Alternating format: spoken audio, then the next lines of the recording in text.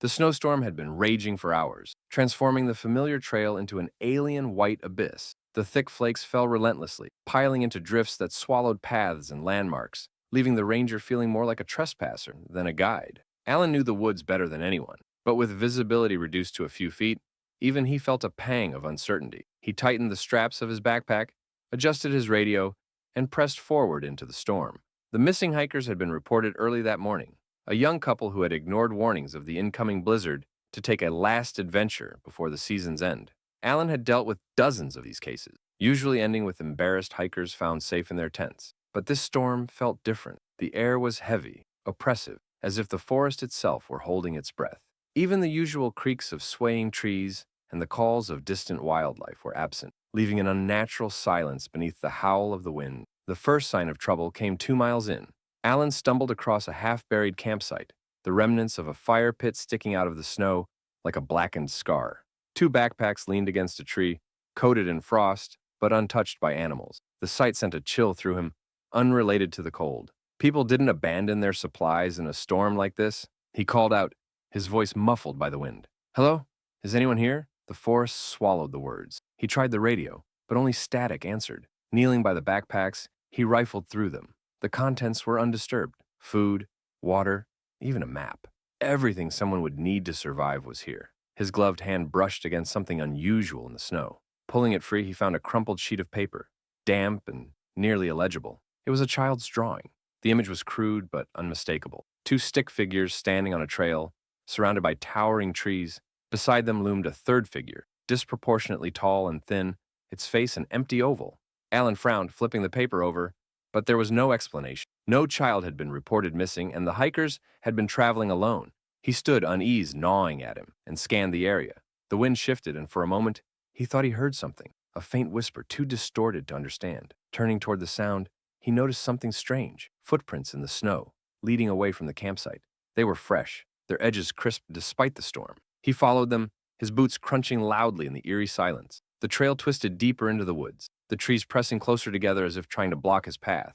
The footprints meandered strangely, circling trees and doubling back before continuing forward. Alan's unease grew with each step, the oppressive atmosphere tightening like a noose around his chest. After 20 minutes of walking, the tracks abruptly stopped. There, in the center of a small clearing, the snow was pristine.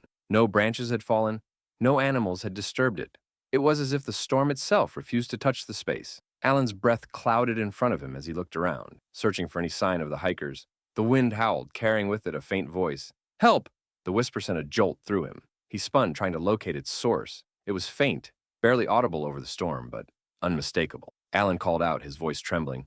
"Where are you?" The answer came from everywhere at once. "Here!" His heart pounded as he scanned the clearing. Something moved at the edge of his vision, a shadow slipping between the trees. He took a hesitant step forward, then another, his boots crunching softly in the snow. The whispering grew louder, overlapping voices that seemed to come from the very air around him. "Help us!" "Don't leave!" Alan froze. The shadows were no longer moving. They were standing still just beyond the clearing. He counted them. 1, 2, 3, 6 in total, their forms barely distinguishable from the trees. Their shapes were wrong, too thin, too elongated, their heads tilted unnaturally. "Who's there?" he demanded, his voice shaking. The figures didn't answer. Instead, one of them stepped forward, its movements jerky and unnatural, as if it were a puppet pulled by invisible strings. Alan stumbled back, his hand reaching for the radio. Static hissed in his ears. He tried to call for backup. "This is Ranger 12, he said, his voice cracking. "I need assistance. Immediate assistance. I'm—" A deafening crack cut him off. The tree behind him split, sending shards of wood flying. Alan ducked, his heart racing as he scrambled to his feet. The figures were closer now, their outlines more defined. The closest one was featureless, its face smooth and pale like a porcelain mask. He turned and ran. The storm seemed to close in around him, the wind clawing at his face and tearing at his jacket. The whispers followed, growing louder and more frantic. He couldn't tell if they were begging for help or mocking him. His legs burned as he pushed through the snow, the weight of his pack dragging him down. Ahead, he saw a cave, a dark maw carved into the mountainside. Without hesitation, he stumbled inside, the storm's roar muffled as he collapsed against the cold stone wall. His breath came in ragged gasps as he fumbled with his flashlight, the beam cutting through the darkness. The cave was shallow, offering little protection, but it was better than nothing. He shone the light toward the entrance. Half expecting to see the figures following him, the shadows danced across the snow, but nothing appeared. For a moment there was silence. Then, from deeper in the cave, came a sound that turned his blood to ice, a low, guttural moan, followed by the scrape of something heavy being dragged across stone. Alan's flashlight flickered as he turned toward the sound, his pulse pounding in his ears. "Hello?" he whispered, his voice barely audible. The moan came again, closer now. The beam of his flashlight trembled as it swept across the walls, illuminating strange markings etched into the rock, symbols he didn't recognize, pulsing faintly as if alive. The dragging sound grew louder, accompanied by a wet, slithering noise. Alan took a step back, his heel catching on the uneven floor. He fell hard, the flashlight skittering out of his hand. Darkness enveloped him as the whispers returned, echoing in his mind. "Stay with us." The last thing he saw before the light went out completely was a hand, pale, skeletal, and impossibly long, reaching toward him from the depths of the cave. The village had been buried beneath snow for as long as Clara could remember. The road leading in had been rendered impassable years ago, leaving the place forgotten by all but its few remaining residents. Now, with the snowstorm raging outside, it seemed even the world itself wanted to erase them. Claire had stayed behind when the others left. Most villagers had packed up and moved on, citing a future elsewhere. But Clara couldn't bring herself to abandon the old schoolhouse. It had been her sanctuary since childhood, the one constant in a life marked by upheaval and loss. Now, as the wind howled through the skeletal trees and battered against the boarded-up windows, it felt like a fragile bubble separating from an unforgiving world. The schoolhouse smelled of damp wood and ancient paper.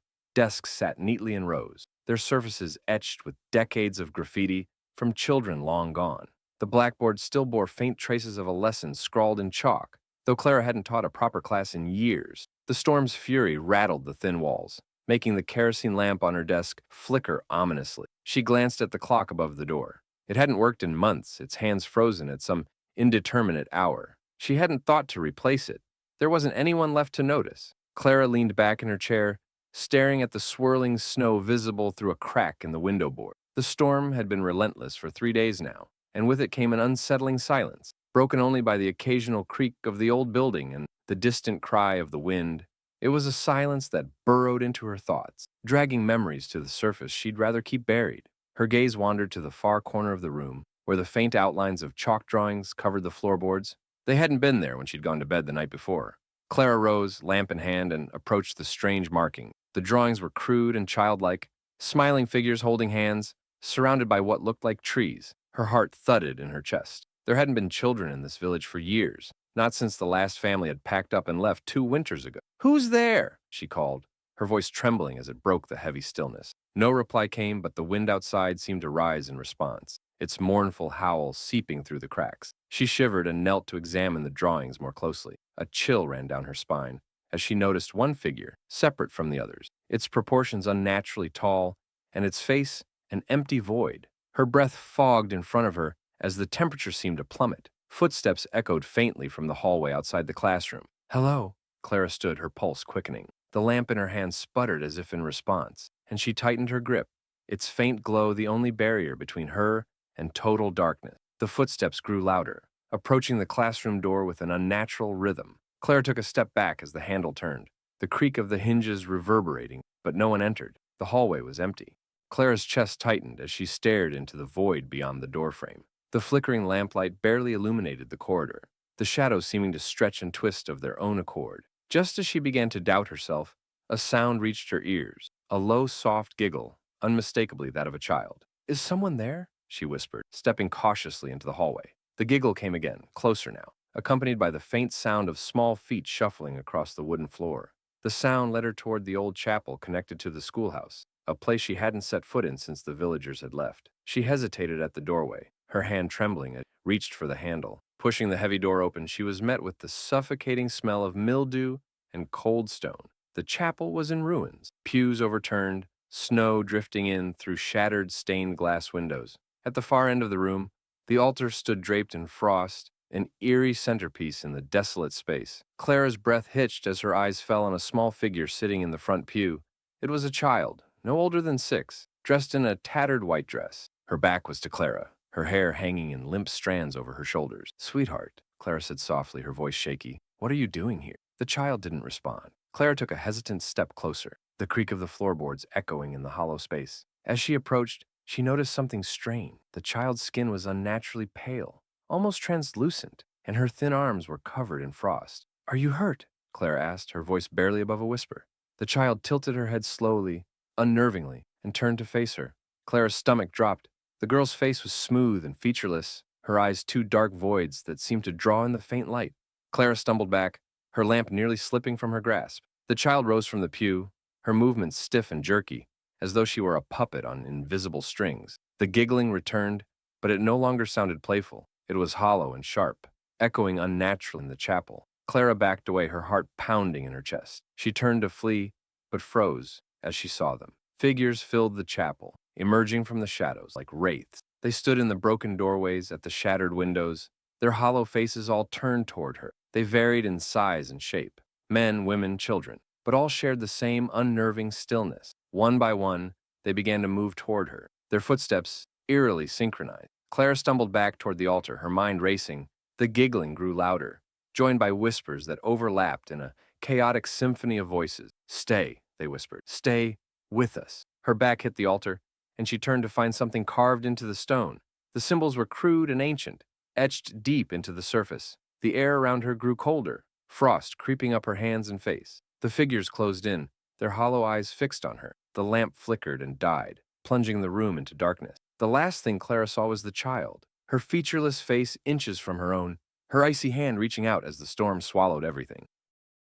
The blizzard arrived without warning, a brutal wall of wind and snow that swallowed the tiny highway diner in a matter of minutes. Noah hadn't seen a storm like this in years, and it made him uneasy. The diner was miles from the nearest town, perched on a desolate stretch of road rarely traveled during the winter. He'd always liked the isolation. It made the long shifts bearable, but tonight it felt oppressive. The fluorescent lights buzzed softly as Noah stared out the window, watching the storm turn the landscape into a swirling void. The only other person in the diner was an elderly trucker, nursing a cup of coffee at the counter. Noah didn't know his name, but the man had been sitting there for hours, silent and still, his face shadowed beneath a battered baseball cap. Noah sighed and went back to wiping down the counters, the soft hum of the jukebox in the corner his only company. He was reaching for a stack of plates when the bell above the door jingled. Startled, he turned to see a man standing in the doorway, his silhouette framed by the storm.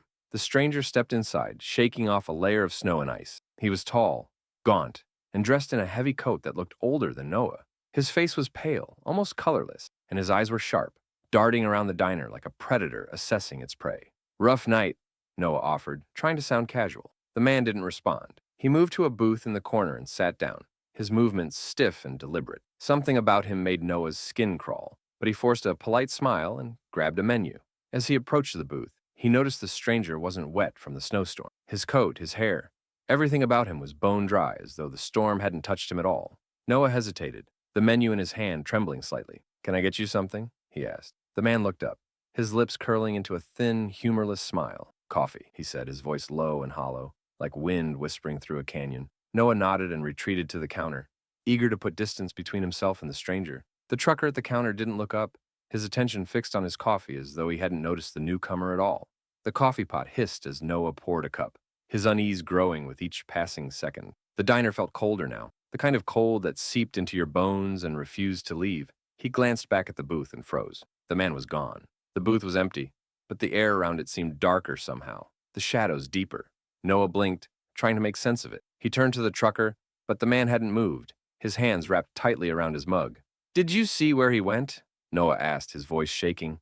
The trucker didn't respond. "Hey," Noah said louder, stepping closer. The trucker finally looked up, and Noah felt his stomach drop. The man's face was pale, his eyes wide and unblinking. His lips moved soundlessly, as though he were trying to speak, but couldn't form the words. "Sir, are you okay?" Noah asked, his pulse racing. The trucker's gaze shifted past Noah, toward the window. Slowly, as though compelled, Noah turned to look. The stranger was outside, standing in the snowstorm. His face was pressed against the glass, his pale features distorted by the frost-covered pane. His eyes met Noah's, and for a moment, the world seemed to tilt. Noah stumbled back, his breath hitching in his chest. When he looked again, the man was gone, swallowed by the storm. The trucker collapsed to the floor, his body convulsing as though gripped by an unseen force. Noah rushed to his side, panic surging through him. "Stay with me," he shouted. But the man's eyes rolled back, and his body went still. The diner lights flickered. plunging the room into brief, suffocating darkness. When they came back on, Noah was alone. The trucker was gone. The silence was deafening. The storm outside raged on, but inside the diner, there was only the faint hum of the jukebox and the sound of his own ragged breathing. He backed toward the counter, his mind racing. Something was wrong, terribly wrong. He grabbed his coat and headed for the door, desperate to put as much distance between himself and the diner as possible. As he stepped outside, the wind hit him like a wall, nearly knocking him off his feet. The snow was blinding, erasing the road and the surrounding landscape. Noah! He froze. The voice was soft, almost a whisper, but it cut through the storm like a blade. Noah! It was coming from behind him. Slowly, he turned. The diner was gone. In its place stood a shadowy figure, tall and thin, its body shifting and writhing like smoke. Its face was blank, featureless, yet somehow it stared directly at him. The figure raised an arm, beckoning him forward. Noah!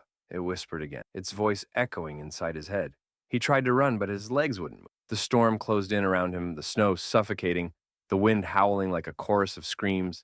The figure grew closer, its form towering over him. The last thing Noah saw before the darkness consumed him was the stranger's face, or lack of one, and the endless void within it. Noah was never seen again. When the storm finally cleared, the diner was found empty, the doors locked from the inside. The only trace of him was a single coffee cup sitting on the counter, still warm.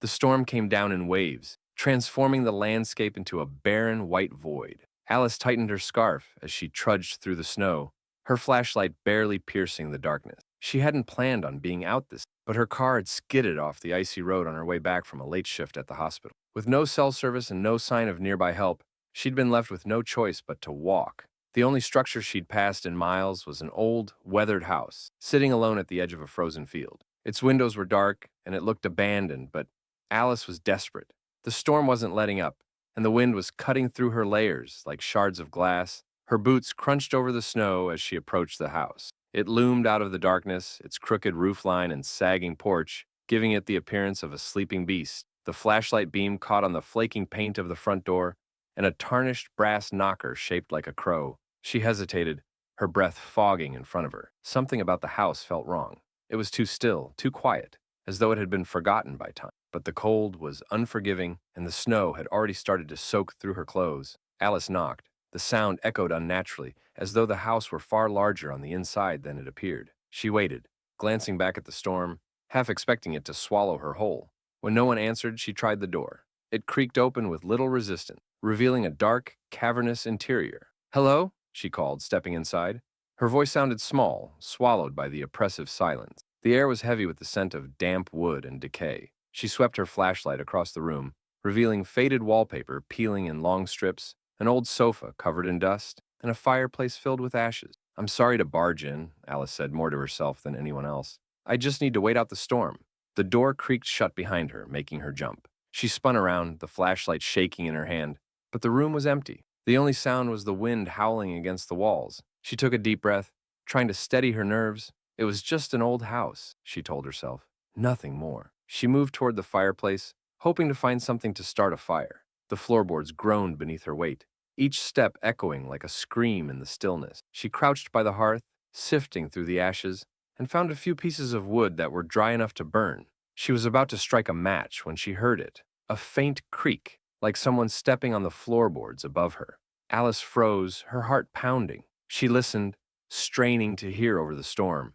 Another creak, louder this time, followed by the sound of something dragging across the floor. "Hello?" she called again, her voice trembling. There was no reply, but the sound continued, a slow, deliberate movement, as though something heavy were being dragged across the upstairs hallway. Alice rose to her feet, clutching the flashlight like a weapon. She pointed it toward the staircase at the far end of the room. The beam illuminated the first few steps, but the rest were lost in shadow. "Is someone there?" she asked, taking a hesitant step toward the stairs. The dragging sound stopped abruptly. The silence was deafening, pressing down on her like a weight. She took another step, then another, until she was at the base of the stairs. The flashlight flickered, its beam weakening. "Come on," she muttered, shaking it. When the light steadied, she saw it. At the top of the stairs, a figure stood in the shadows, watching her. It was tall and hunched, its limbs unnaturally long, its head tilted at an odd angle, as though it were studying her. "Who are you?" Alice whispered, her voice barely audible. The figure didn't move.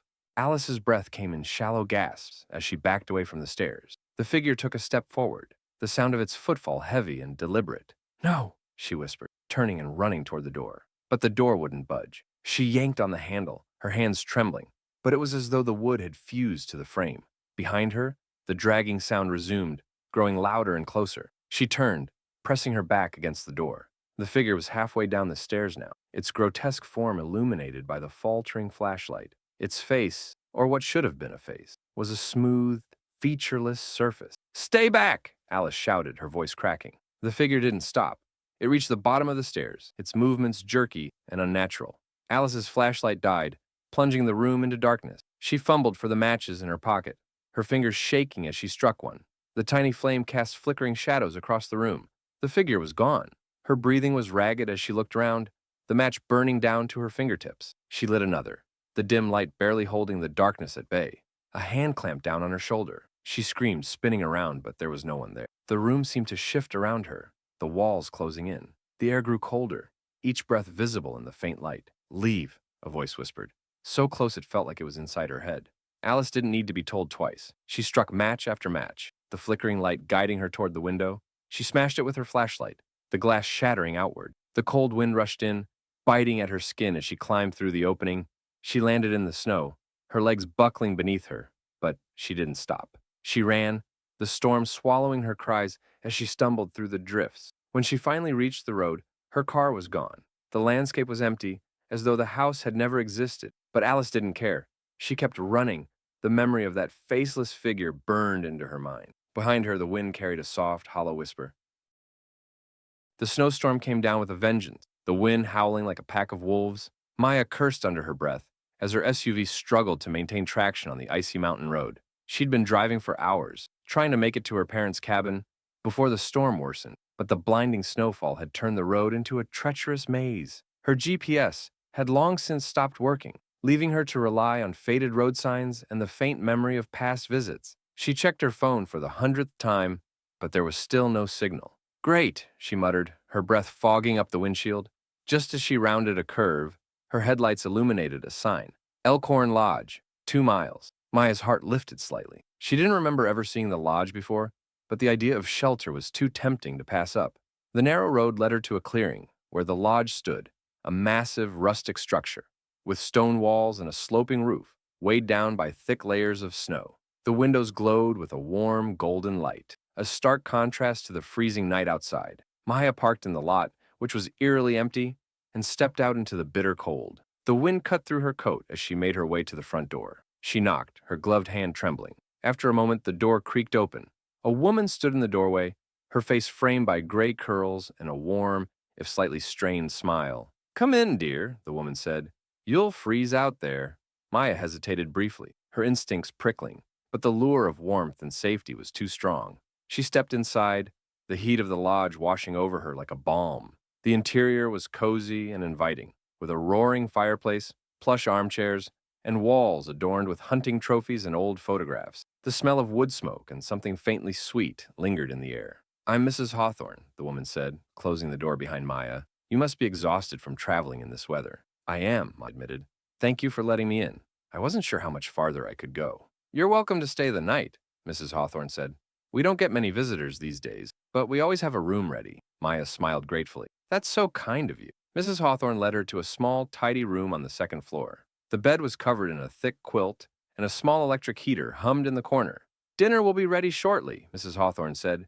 "You must be starving." Maya nodded, her stomach growling in agreement. She hadn't eaten since early afternoon, and the thought of a hot meal was irresistible. After freshening up, she made her way back downstairs. The dining room was just as charming as the rest of the lodge, with a long wooden table set for two. A steaming pot of stew sat in the center, and Mrs. Hawthorne ladled a generous portion into Maya's bowl. "Dig in," she said, her smile never faltering. The stew was delicious, hearty, and flavorful. As Maya ate, she glanced around the room, her eyes lingering on the photographs on the walls. They depicted various guests over the years, smiling families, couples, and lone travelers like herself. "Is it just you running this place?" Maya asked. Mrs. Hawthorne nodded. "My husband passed years ago. It's been just me ever since." Maya frowned. "That must be hard." The older woman's expression flickered for a moment, her smile faltering. Oh, I manage. The lodge has its own charm. As they finished their meal, a sudden noise startled Maya, a faint creak like footsteps coming from upstairs. Is someone else staying here? Maya asked, glancing toward the ceiling. Mrs. Hawthorne's face grew tight. No, dear. It's just the wind. This old house makes all kinds of noises during storms. But the sound didn't stop. It grew louder, more deliberate, as though someone or something was moving above them. Maya's unease deepened, but she forced a smile. Right, the wind. Later, in her room, she locked the door and crawled under the quilt. Exhaustion weighed heavy on her, but sleep wouldn't come.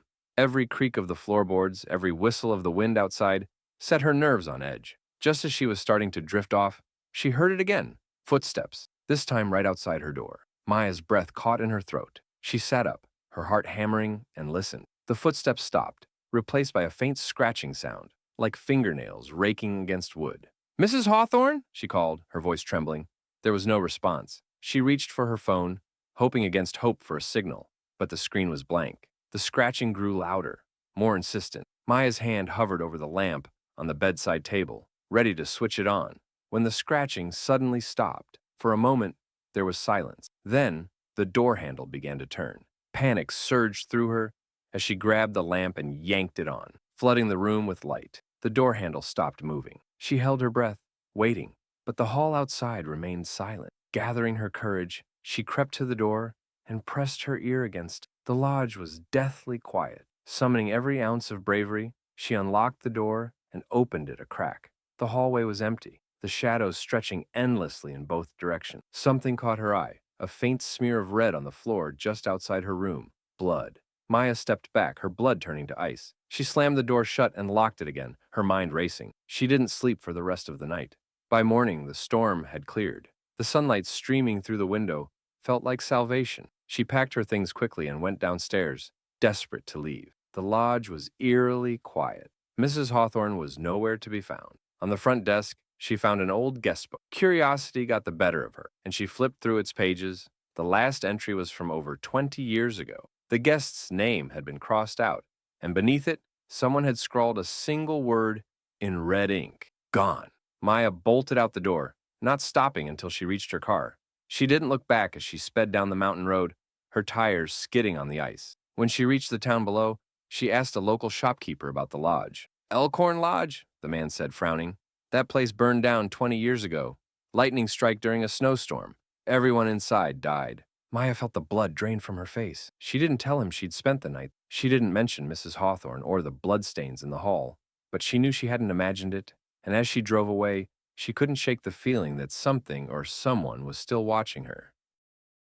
The snow was relentless, a thick curtain of white that transformed the world into an endless, suffocating void. James squinted through the windshield as his car crawled along the icy back road. His GPS had betrayed him hours ago, rerouting him into the middle of nowhere. The occasional crunch of snow under his tires was the only sound beyond the hollow whistle of the wind. He regretted taking the shortcut now, but there was no turning back. The storm was growing fiercer, and visibility was almost non-existent. He tightened his grip on the steering wheel, trying to ignore the unease coiling in his stomach. Then he saw it, a figure standing by the side of the road, illuminated by his headlights. James's heart skipped. The figure was still, a lone silhouette shrouded in the swirling snow. He slowed the car to a stop, his pulse quickening. It was a woman, her coat flapping in the wind, her hair tangled and wild. She raised a hand, waving weakly. James hesitated. Every survival instinct screamed at him to keep driving, but he couldn't leave her out here to freeze. Reluctantly, he rolled down the window a crack. "Are you okay?" he called out. The woman stepped closer, her face pale and drawn, lips trembling. "Please," she said, her voice barely audible over the... "I need help." James unlocked the door. "Get in. It's too dangerous." She climbed into the passenger seat, her movements stiff and mechanical. The car's interior filled with the faint scent of earth and damp wool. She didn't thank him, didn't even look at him, just stared straight ahead with vacant eyes. James cleared his throat. "Where are you headed?" "Anywhere but here," she murmured. Her voice was flat, devoid of emotion. James frowned but didn't press her. He shifted the car into drive, the tires slipping slightly as they moved forward. For a while they drove in silence. James stole glances at her, his unease growing. Her clothes were soaked, her hands dirty, and there was a faint streak of something dark, mud, on her cheek. "Were you stranded out here?" he asked cautiously. She didn't respond. He tried again. "Do you live around here?" This time she turned to him, her eyes hollow and unsettling. Not anymore. James's grip tightened up. Something about her tone made his skin crawl. Is there someone I can call for you? Family? Friends? They're gone, she said softly, her gaze drifting back to the snow seemed to grow thicker, the road disappearing entirely but its weight. James felt a prickle of unease, as though the storm were alive, pressing in on them. He glanced at the woman again. What were you doing out there in this weather? Her lips parted, but no words came. Instead, she raised her hand and pointed ahead. James followed her gesture, his stomach dropping. The headlights illuminated the outline of a house, a crumbling, decrepit structure that looked long abandoned. I think we should keep driving, he said quickly. But the car began to sputter, the engine choking as the headlights flickered. James cursed, pulling over to the side of the road. You've got to be kidding me, he muttered, trying the ignition again. The engine groaned but refused to start. The woman unbuckled her seatbelt. We're here, she said, her voice cold and distant. Here? James echoed. What do you mean? I'm not going in there. But she was already out of the car, trudging through the snow toward the house. Wait! James shouted, grabbing his flashlight and following her. The air was icy, the wind biting at his skin. He stumbled after her, the snow swallowing his footsteps. The house loomed ahead, its windows dark and empty, its door hanging ajar. She disappeared inside without a second glance. James hesitated at the threshold. Every instinct told him to turn back, to wait in the car until the storm passed. But something, curiosity or maybe sheer stupidity, pushed him forward. The interior was worse than he'd imagined. The air was heavy with the smell of rot and mildew. The floorboards groaned under his weight, and the walls were lined with peeling wallpaper. Hello, he called, his voice echoing in the cavernous space. No response. He moved deeper into the house, the flashlight beam cutting through the shadows. It flickered, and he smacked it against his palm, muttering a curse. Then he heard it, a faint, rhythmic tapping coming from upstairs. Miss! He called, his voice shaking. The tapping grew louder, more insistent. It wasn't footsteps, he realized, but something dragging across the floor. He climbed the stairs, each step creaking beneath him. The tapping stopped as he reached the landing. A long hallway stretched before him, lined with doors. Miss? He tried again. One of the doors creaked open, revealing a dark room. James's flashlight flickered as he stepped inside. The woman was standing in the corner, her back to him. Hey, he said, his voice unsteady. Are you okay? She didn't move. James took a cautious step closer. Listen, we need to get back to the car. This place isn't safe. She turned slowly, her face illuminated by the weak flashlight beam. James staggered back, his breath catching in his throat. Her eyes were gone, empty sockets staring out of a face that was too pale, too still. Her lips twisted into a grotesque smile, and she took a step toward him. Why did you stop? She whispered. James stumbled out of the room, his heart pounding as he bolted down the hallway. The house seemed to shift around him, the walls narrowing, the shadows lengthening. He reached the stairs, but they weren't there anymore. Just a sheer drop into darkness. A cold hand clamped down on his shoulder. James screamed, spinning around, but there was no one there. The woman's voice echoed through the house, soft and mocking. You shouldn't have picked me up. The last thing James saw was her face, grinning, hollow and inhuman, as the floor gave way beneath him, plunging him into the void. The next morning, a snowplow driver found James's car on the side of the road, its engine dead and the driver's seat empty. The only clue was a set of footprints leading away from the vehicle, straight into the woods, where they vanished without a trace. The snowstorm came out of nowhere, heavy and unrelenting, swallowing the quiet countryside in a blanket of icy white. Emma had planned a short drive to visit her grandmother, but the blizzard had turned the trip into a nightmare. She clenched the steering wheel, peering through the windshield as the wipers fought a losing battle against the snowfall. The GPS signal had long since cut out, leaving her navigating on instinct. The road ahead was barely visible, her car crawling along the unmarked path. When the tires began to skid on the ice, Emma knew she couldn't keep going much longer. Just as panic started to set in, a faint glow appeared in the distance. It was a house, a large Victorian structure, with a single light glowing warmly in one of the upstairs windows. Relief flooded her, shelter. Emma pulled into the driveway, her car crunching through the deep snow. She hurried out into the biting cold, her breath fogging in the freezing air. The house loomed before her, its dark exterior streaked with age and wear, the surrounding trees creaking under the weight of the storm. She knocked on the door, her knuckles stiff from the cold.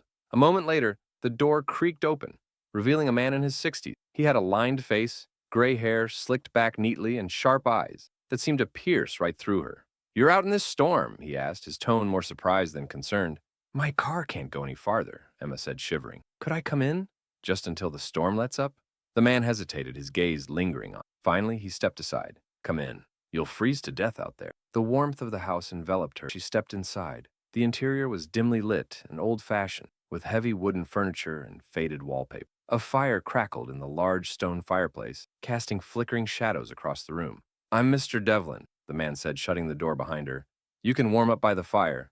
I'll get you something hot to drink." "Thank you," Emma said, her voice trembling from both the cold and nerves. She removed her coat and gloves, placing them near the fire to dry. As she warmed her hands, her eyes wandered over the room. The decor was strange. Old photographs of people she didn't recognize, a grandfather clock ticking loudly in the corner, and a peculiar collection of antique dolls lined up on a shelf. Their glassy eyes seemed to follow her as she moved. Mr. Devlin returned with a steaming cup of tea. "Here you go," he said, handing it to her. "Storms like this can be dangerous. You're lucky you found this place." Emma took a sip of the tea, its warmth soothing her frozen insides. "I was starting to think I wouldn't find anything out here. Thank you for letting me stay." He smiled faintly, though it didn't quite reach his eyes. "Not many people pass through here anymore." She nodded, her gaze drifting back to the dolls. "Those are interesting." "They belong to my wife," Mr. Devlin said, his expression tightening. "She collected them." "Oh," Emma said, sensing she'd touched a nerve. "I didn't mean to pry." "It's fine," he said quickly. "She's been gone a long time." The conversation lapsed into silence, the sound of the storm outside filling the void. Emma sipped her tea, her unease growing. After a while, Mr. Devlin stood. "Must be tired. I'll show you to a room where you can rest." She followed him up the creaking staircase, the narrow hallway at the top dimly lit by a single flickering bulb. He opened a door to a small, sparsely furnished bedroom. "There's a bathroom down the hall," he said. "I'll leave you to it." "Thank you," Emma said, forcing a smile.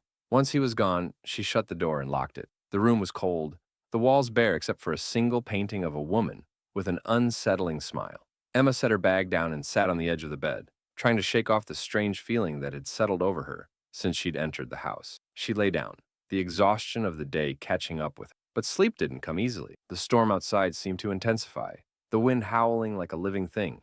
And then, just as she was starting to drift off, she heard it, a faint sound, like footsteps in the hallway. Emma sat up, her heart pounding. She strained to listen, but the sound had stopped. She tried to dismiss it as the creaking of the old house, but then it came again, louder this time. Someone, or something, was walking outside her door. "Mr. Devlin?" she called out, her voice shaking. There was no response. The footsteps stopped directly outside her room. Emma held her breath, staring at the door. The doorknob began to turn slowly, the lock preventing it from opening. She grabbed her phone, but there was no signal. Panic set in as the doorknob rattled violently, the door shaking on its hinges. "Who's there?" she shouted. The rattling stopped. Silence fell. Emma approached the door cautiously, her hands trembling. She pressed her ear against the wood, but she heard nothing. Suddenly, a loud bang reverberated through the house, followed by a low, guttural laugh. Emma's blood ran cold. She backed away from the door, her mind racing. She had to get out of this house. As she moved toward the window, she noticed something on the bed, a doll that hadn't been there before. Its painted face was cracked, its eyes wide and staring. Emma screamed, knocking the doll to the floor. She yanked the curtains aside, but the window wouldn't budge. The laughter echoed again, louder this time, accompanied by the sound of heavy footsteps climbing the stairs. Emma grabbed her bag and swung it over her shoulder. She wasn't waiting to find out what was coming. She unlocked the door and bolted into the hallway, nearly colliding with Mr. Devlin. "Where are you going?" he demanded, his expression dark. "Something's in this house," she cried. "I have to leave." His face twisted into a sneer. "You're not going anywhere." Before she could react, the lights flickered and went out, plunging the house into darkness. The last thing Emma saw was Mr. Devlin's face, illuminated by a brief flash of lightning, a twisted grin that didn't belong to a human. Her scream was swallowed by the storm as the house closed in around her. The next morning, a plow driver found Emma's car abandoned in the driveway. The house, however, was gone, just a snow-covered field where it had once stood. No one ever saw Emma again. The snow fell in thick, relentless waves, burying the small, isolated cabin deeper with every passing hour. Claire shivered as she stoked the fire, her breath visible in the frigid air. She had rented the cabin for a weekend getaway, hoping to escape the noise of the city and find some peace. What she hadn't anticipated was being trapped in the middle of a blizzard, with no cell service and no way to contact anyone. The cabin was quaint but old, the walls creaking under the weight of the storm. The single window in the living room was frosted over, making it impossible to see outside. The only light came from the fire, casting long, flickering shadows across the wooden walls. Claire glanced at her phone again, though she knew it was pointless. Still no signal. With a frustrated sigh, she set it aside and wrapped a blanket around herself. She couldn't shake the feeling of unease that had been gnawing at her since the storm started. The isolation, combined with the howling wind, made the cabin feel less like a sanctuary and more like a trap. As she stared into the fire, a faint sound broke through the howling wind. A knock. Claire froze, her heart skipping a beat. It was faint but unmistakable, a rhythmic tapping at the front door. She stood slowly, her blanket slipping to the floor. Who could possibly be out here in this weather? The knock came again, louder this. Claire approached the door cautiously, every instinct telling her to ignore it. But curiosity won out. She unlocked the door and pulled it open a crack. A man stood on the porch, his face pale and chapped from the cold. His coat was covered in snow, and he looked like he'd been out in the storm for hours. "Please, no," he said, his voice hoarse. "I need help." Claire hesitated. "What are you doing out?" "My car broke down," he said, shivering. "I've been walking for miles. Please, can I come in? Just until the storm eases up?" Every horror movie Claire had ever seen flashed through her mind, but she couldn't leave him out there to freeze. She stepped aside, and the man staggered in, shaking off the snow. "Thank you," he said, his breath fogging in the air. Claire shut the door and locked it. "There's a fire over there. You can warm up." The man nodded, moving toward the fireplace. He crouched in front of it, holding his hands out to the flames. "I'm Claire," she said, trying to sound calm. "Tom," he replied without looking at her. She hovered by the door, her nerves on edge. Something about him felt off. His movements were stiff and jerky, like he was struggling to stay upright. "Do you want something to drink? Tea or coffee?" she offered. He shook his head. "No, thank you." Claire lingered in the kitchen, watching him from a distance. His back was to her, and he hadn't removed his coat. It was odd, she thought, but maybe he was just too cold to notice. As the minutes passed, the unease in her chest grew. The wind howled outside, rattling the windows. "Where did your car break down?" she asked, trying to make conversation. "About 10 miles back," he said. Claire frowned. There weren't any roads within 10 miles of the cabin. "How did you find this place?" Tom finally turned to look at her, his face illuminated by the firelight. His eyes were dark, almost black, and his expression was unreadable. "I saw the light." The way he said it sent a chill down her spine. "Have you tried calling for help?" she asked, reaching for her phone. "No signal," he said flatly. She held up her own phone to show him. "Me neither. The storm knocked out everything." Tom stared at her, his gaze unwavering. "Storms like this bring things out," he said suddenly. "What do you mean?" He didn't answer, turning back to the fire. Claire's unease turned to dread. She stepped closer to the door, her hand resting. "I think you should leave." Tom didn't move. "You shouldn't have let me in," he said softly. Her blood ran cold. "What are you talking about?" He stood, his movements unnaturally smooth. "They can't come in unless you invite them." Claire backed away, her heart pounding. "What are you talking about? Who can't come in?" Tom smiled, but it wasn't a human smile. It was too wide, too sharp. "You should have kept the door shut," he said, his voice distorted, as though two people were speaking at once. The fire suddenly dimmed, the room plunging into shadows. The wind outside grew louder, almost deafening. Claire grabbed a poker from the fireplace, holding it out in front of her. "Stay back."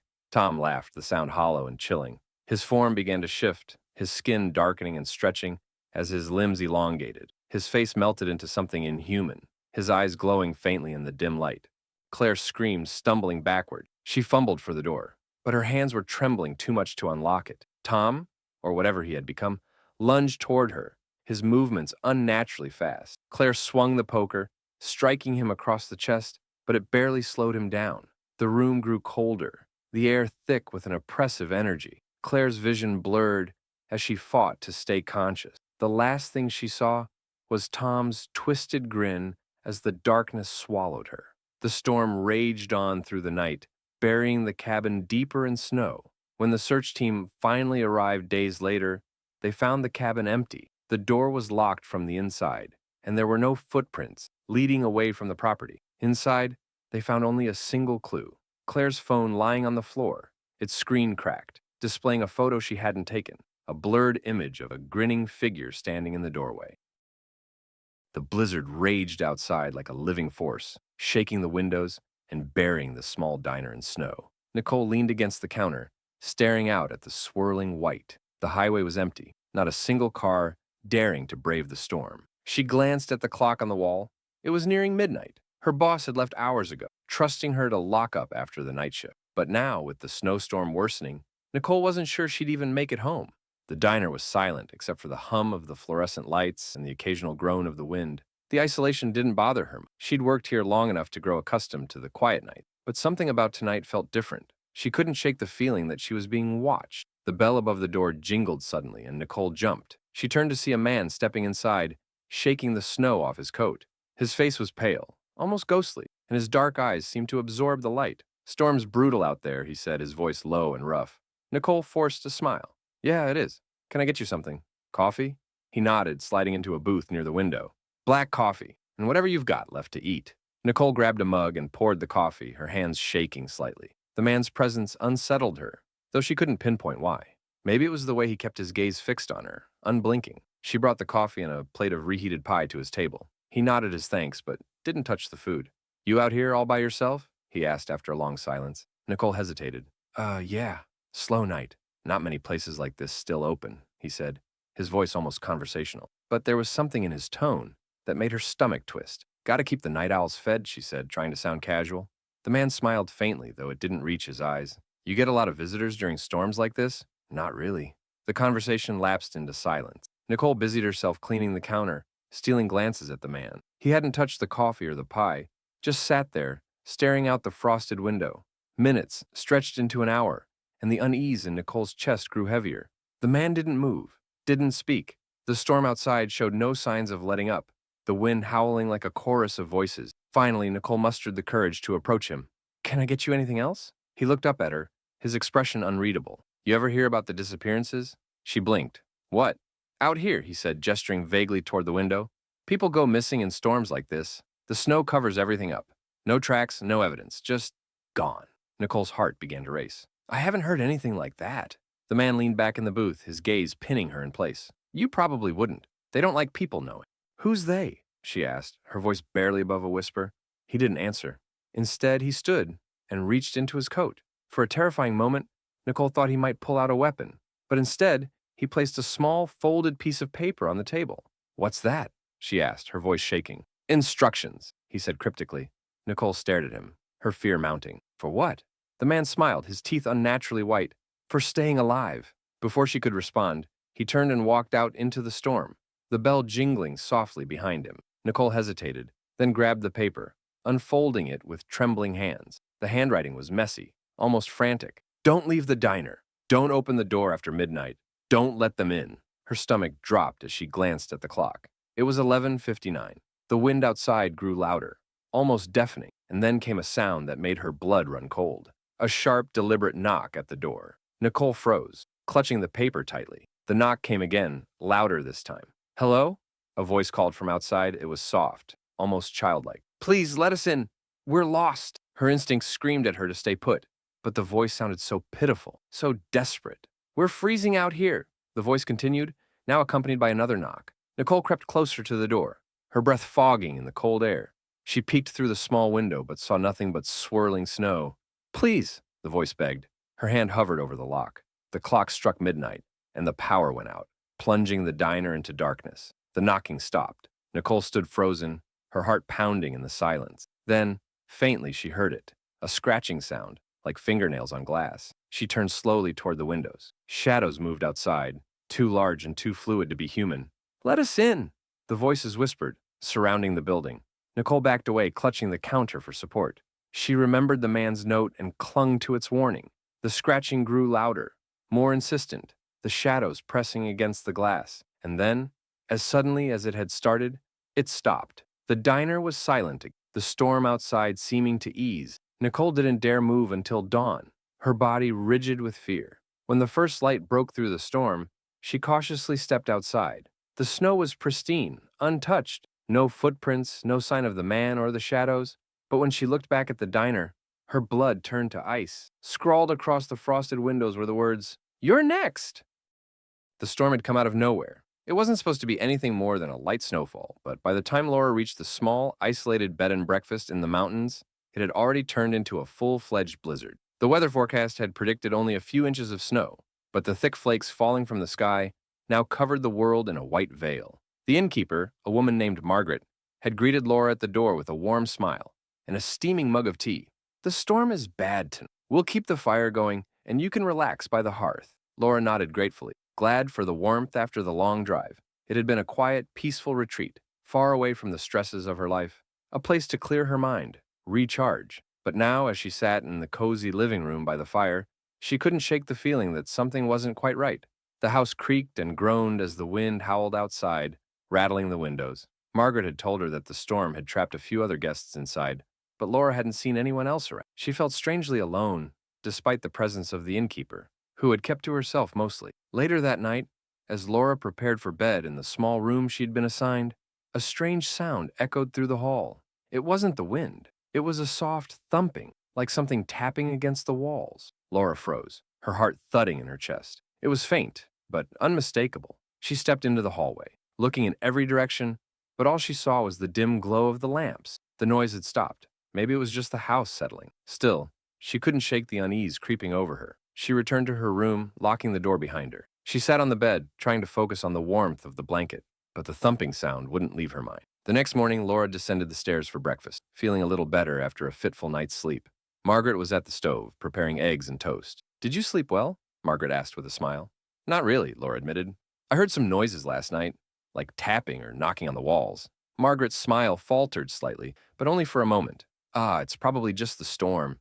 The house is old and the wind plays tricks on the walls. You'll get used to it." Laura wasn't. There was something about Margaret's response that seemed forced. After breakfast, Laura decided to explore the inn, hoping it might take her mind off the odd occurrences. The house was older than she'd expected, narrow, winding hallways and steep stairs. She wandered through the rooms, admiring the vintage furniture and old photographs lining the walls. But as she reached the back of the house, she found something that made her stomach turn. There was a door at the end of the hallway that she hadn't noticed before. It was hidden behind a large tapestry, the kind that looked like it had been hanging there for decades. Curiosity got the better of her. She pushed aside the heavy fabric and tried the door. It was locked. She walked back to the stairs, but a thought gnawed at her. Why would there be a door hidden in such an odd place? That night, the storm intensified. Laura sat in the living room with a book, hoping to drown out the wind's howling, when the tapping noise returned. This time it was louder, more insistent. Her heart pounded as she glanced toward the ceiling, where the noise seemed to be coming from. The floorboards creaked above her, followed by the unmistakable sound of footsteps. Laura stood up, her breath shallow. She glanced at the staircase. No one else was downstairs. She hesitated, then moved quietly toward the stairs, her feet barely making a sound on the old wood. She crept up to the second floor, where the noise was coming from. The hallway seemed darker than before, and the air felt thicker, colder.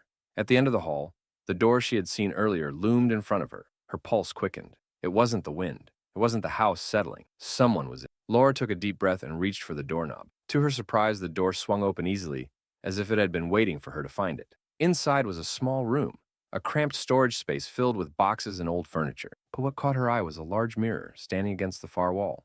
It was covered in dust, but there was something strange about it, something off. She stepped closer, her reflection staring back at her. But there was something wrong with her face was pale, her eyes wide in terror, but behind her, something moved. She whipped around, her heart racing. The room was empty. She looked back at the mirror. This time, she could see a figure in the reflection, a man standing just behind her.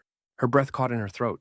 The figure was tall and thin, his face obscured by shadows, but she could feel his eyes on her. She turned around quickly, but the room was still empty. She glanced back at the mirror. Nothing. Her hand trembled as she reached for the door to leave, but as her fingers brushed the doorknob, a voice whispered from behind her, soft and cold. "You shouldn't have come here." She spun around, but there was nothing. The door slammed shut behind her with a force that nearly knocked her off her feet.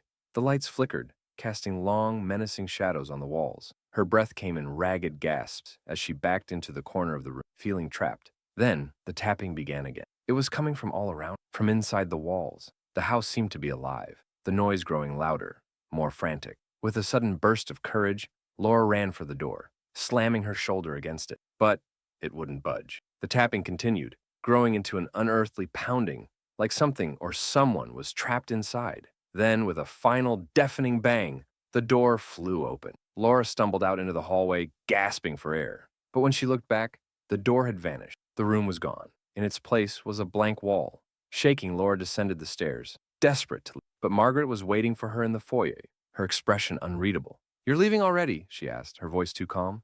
"I need to go," Laura said, her voice trembling.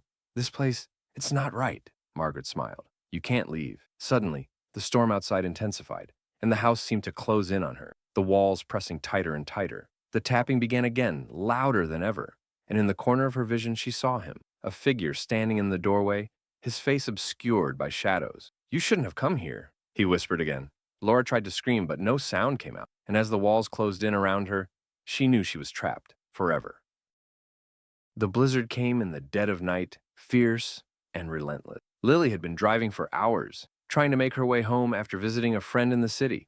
But as the storm worsened, she found herself on a narrow, winding road she didn't recognize. The snow had already piled up high against the trees, and the visibility was near zero.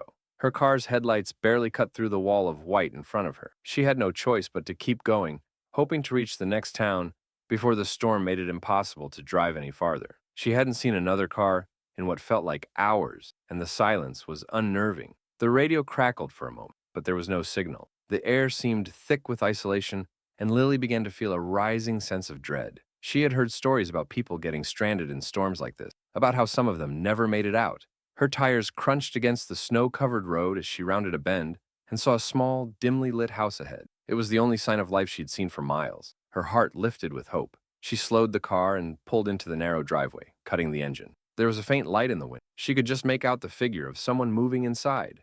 Lily climbed out of the car, pulling her scarf tightly around her neck to shield herself from the biting cold.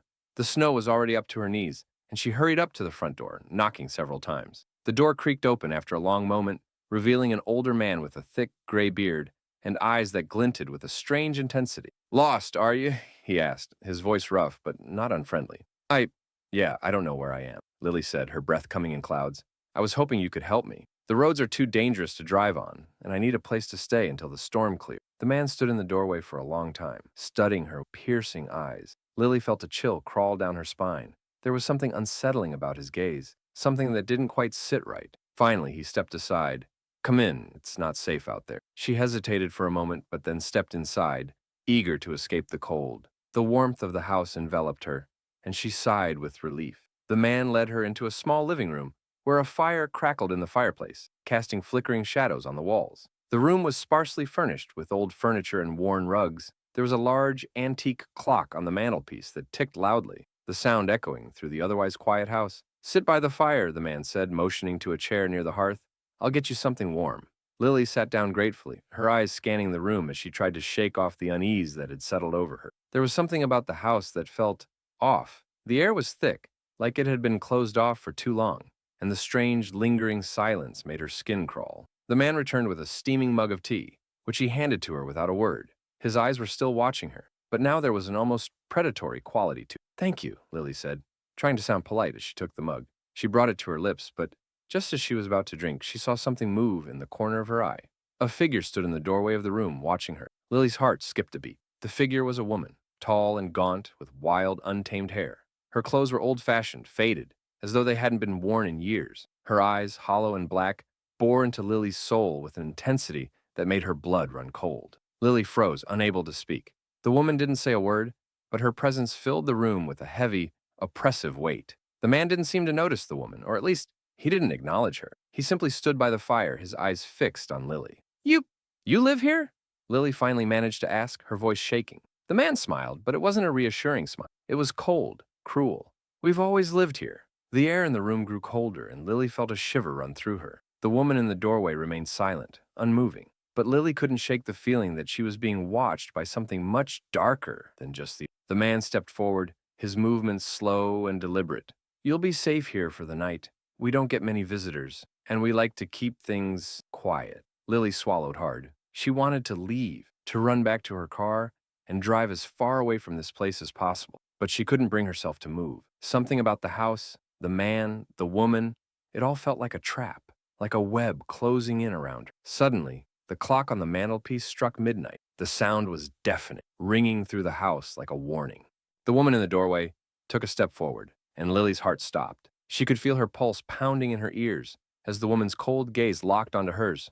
"I should go," Lily whispered, her voice trembling. But the man shook his head. "It's too late for that," he said, his voice low and menacing.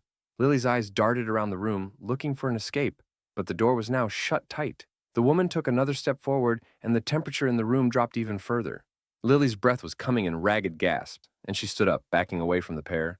"What do you want from me?" The man smiled again, but this time, there was no warmth in it. "You'll find out soon enough," he said softly. The woman's lips parted in a grotesque smile, revealing teeth that were far too sharp, far too white. Lily stumbled backward, her heart racing as the shadows in the room seemed to deepen, the walls closing in. The air was thick with something dark, something ancient and suffocating. And then, in the blink of an eye, the lights went out. The room plunged into complete darkness, and Lily heard the woman's soft, eerie whisper just behind her. "You're ours now." Before she could scream, cold hands grabbed her, pulling her into the dark. The snowstorm hit like a wall, fierce and unexpected. Mark had been out on the road for hours, heading back to his cabin in the mountains. He was no stranger to winter storms, but this one felt different. The wind howled with a chilling intensity, and the snow came down in thick, unrelenting sheets. It was too late to turn back now. His tires gripped the slippery road, struggling to maintain traction as he pressed on, determined to make it home. The storm's fury intensified as the hours passed, and Mark began to feel a growing sense of unease. The road was getting more treacherous by the minute, and there was no sign of civilization for miles. He glanced at his phone. No signal, of course. In the mountains, where his cabin was, there was hardly ever any reception. This felt different, more isolated, more dangerous. Just when he thought he couldn't go any further, he spotted a light in the distance, a small cabin, nestled in the snow, offering a refuge from the storm. Mark didn't hesitate. He drove up the narrow, snow-covered driveway, his tires crunching in the snow as he parked by the door. The cabin looked old, but it was warm, inviting, a small beacon of safety in the heart of the blizzard. Mark knocked on the door, but no one answered. He knocked again, louder this time, and still, nothing. But the door was cracked open just enough to invite him in. He hesitated for a moment, then stepped inside, calling out, "Hello." His voice echoed in the empty cabin, the sound swallowed up by the oppressive silence. The interior was dimly lit, the only source of light coming from a fireplace in the corner, where flames flickered weakly. There was an old rocking chair beside the fire, and Mark noticed a coat draped across it, damp with snow. The faint smell of something burning hung in the air, but it wasn't the fire. This was different, sharp, like the smell of something decayed. "Anyone home?" he called again, his voice a little more strained now. The hair on the back of his neck stood up.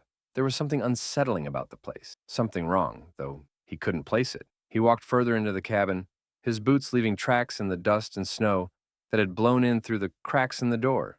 The air was colder now somehow. He moved toward the kitchen, his eyes scanning the room for any sign of life. But the place appeared abandoned. The cabinets were bare, and the countertops were covered with a fine layer of dust. The refrigerator door stood open, but the inside was empty. Mark felt his heart start to race. A part of him knew he should leave, that something wasn't right, but the storm was raging outside. He needed shelter. He couldn't afford to be out there any longer. He went back to the front room, sitting by the fire, trying to warm up. The flames flickered weakly, casting eerie shadows that danced across the walls. Mark tried to relax, but his thoughts kept drifting back to the strange silence that filled the cabin, the unnerving feeling of being watched. The wind howled outside, and suddenly he heard it, a faint sound, like something scraping against the door. He jumped to his feet, his breath catching in his throat.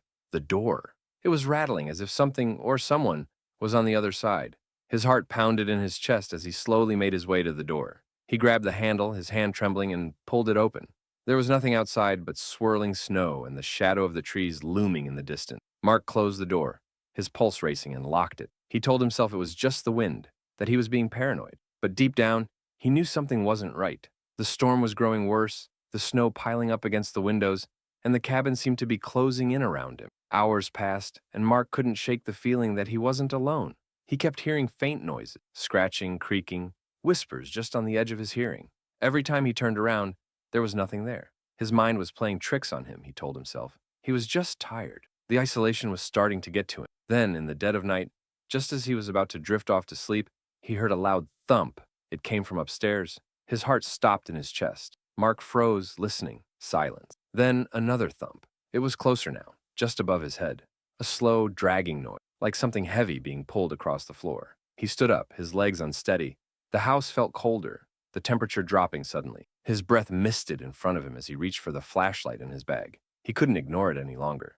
He had to see what it was. He made his way up the narrow staircase, the steps creaking under his weight. The noises grew louder, closer, as he reached the top of the stairs. There was a hallway ahead, leading to 2 bedrooms. The door to the one on the left was slightly ajar. Mark approached the door cautiously, his heart pounding. The flashlight flickered in his hand, casting strange, shifting shadows on the walls. He pushed the door open slowly, and the beam of light swept across the room. At first, he saw nothing but old furniture covered in sheets, abandoned and dusty. But then, in the corner of the room, he noticed something else. A figure hunched over, crouching by the window. Mark's breath caught in his throat. It was a man, or at least, it looked like one. His back was to Mark, his body trembling in a way that didn't seem natural. His clothes were ragged, torn from years of neglect, and his skin was pale, almost gray. He slowly turned his head, and Mark felt his stomach churn. His eyes were wide, unblinking, and completely white, like the storm outside. Mark's mind raced. He needed to run. But before he could move, the figure spoke. "You shouldn't have come." The voice was raspy, almost like a whisper in the wind. Mark's legs froze to the floor. He couldn't move. The figure slowly stood up, his movements jerky and unnatural, like he was a puppet being controlled by strings. "You shouldn't have come," the figure repeated, his voice growing louder, more insistent. Mark backed away, stumbling over his feet. His heart was pounding in his chest, and his breath was coming in ragged gasps. The figure stepped closer, its feet dragging across the floor with a slow, deliberate scrape. And then, the room went cold. So cold that Mark could see his breath in the air. The figure moved toward him, its eyes glowing with a strange, unnatural light. It was no longer just a man. It was something far darker, something far more dangerous. With a scream, Mark turned and ran, but the door slammed shut behind him, trapping him inside the room. He pounded on the door, desperate, but it wouldn't open. He turned back to face the figure. "You shouldn't have come," the figure whispered again, its voice now a guttural growl. Mark knew then that there was no escape. The storm had trapped him, and whatever this thing was, it wasn't going to let him leave. And as the blizzard raged on outside, Mark realized that the storm wasn't the only thing that had come for him. The snowstorm hit without warning, the sky darkening as the wind began to howl, ripping through the trees and covering everything in a thick blanket of white. Jason had been driving for hours, cutting through the desolate mountain roads on his way home after a week of business in the city. He had been looking forward to getting back to the isolation of his small cabin, far away from the noise and chaos of urban life. But now, as the storm intensified, he wasn't sure if he would make it home at all. He had lost cell service miles ago, and the storm made the roads nearly impossible to navigate. The snow was coming down so hard that he could barely see a few feet in front of him. He gripped the wheel tightly, his eyes scanning the road, trying to stay on track. But the blizzard was relentless, and the road seemed to disappear beneath the snow, leaving nothing but a white blur. He cursed under his breath as his car slid around a corner, barely keeping control. The tires spun against the icy road, and Jason's heart raced. He was getting closer to the cabin, he was sure of it. Just a few more miles, and he would be out of the storm and in the warmth of his home. But that's when he saw it, a faint glow in the distance. Jason squinted through the windshield. In the midst of the storm, he could barely make it out, but it was definitely there. A light, faint and flickering, almost like a candle. He hesitated. The cabin wasn't far now, and he knew he didn't have time to stop.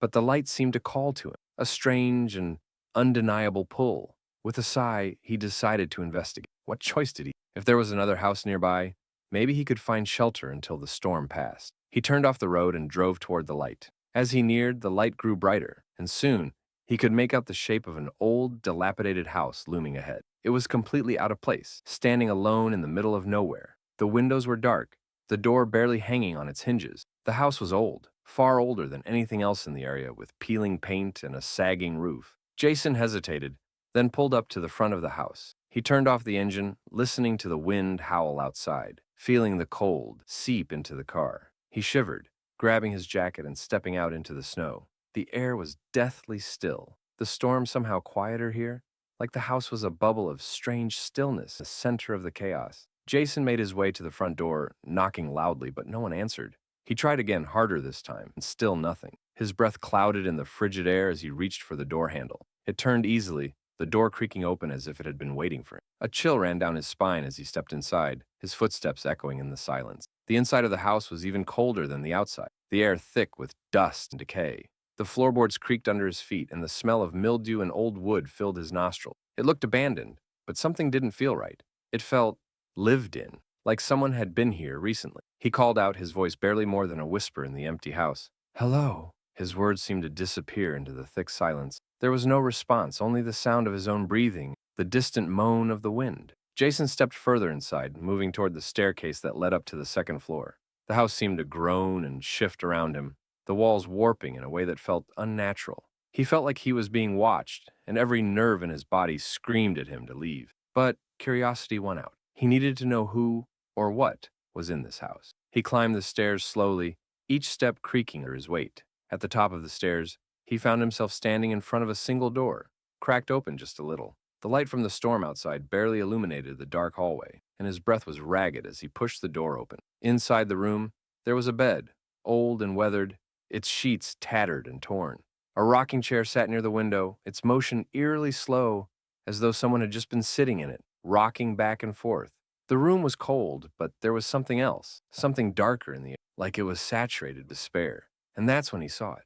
In the corner of the room, a figure stood, just barely visible in the shadows. It was a woman, hunched and gaunt, with long, stringy hair hanging around her face. Her skin was pale, almost translucent, and her eyes glowed faintly, an eerie white light that seemed to pierce through the darkness. Jason froze, his heart pounding in his chest. His legs wouldn't move, his body locked in place by fear. The woman didn't move either, just stood there, staring at his cold, unblinking eyes. Then, in a voice barely above a whisper, she spoke. "You shouldn't have come." Her words sent a cold shiver through his body, but before he could react, the air around him seemed to change. The temperature dropped even further, and the shadows in the room seemed to grow longer, stretching toward him. He could feel them, curling around his legs, pulling at his feet, as though the house itself was alive and reaching for him. The woman stepped forward, her movements unnaturally slow, her feet barely making a sound on the floor. With every step she took, the room grew darker, colder. Her face came closer, and Jason could see now that her eyes were completely white, no pupils, no irises, just a glowing, empty void. "You shouldn't have come," she repeated, her voice louder now, almost a growl. Jason's breath quickened, his hands shaking. He turned to run, but the door slammed shut behind him, trapping him in the room. The house seemed to pulse around him, its walls closing in, the temperature plummeting as the woman advanced toward him, her smile wide and twisted, and then everything went dark. Jason awoke hours later, his body stiff from the cold. The snowstorm had stopped, and the house was eerily quiet. His head throbbed as he pushed himself off the floor, his heart racing. The figure was gone, but he could still feel her presence, hovering just out of sight. He stumbled toward the door, but as he touched the handle, a voice whispered in his, "You shouldn't have come." And this time, Jason knew he would never leave. The house had claimed him, just as it had claimed countless others before him.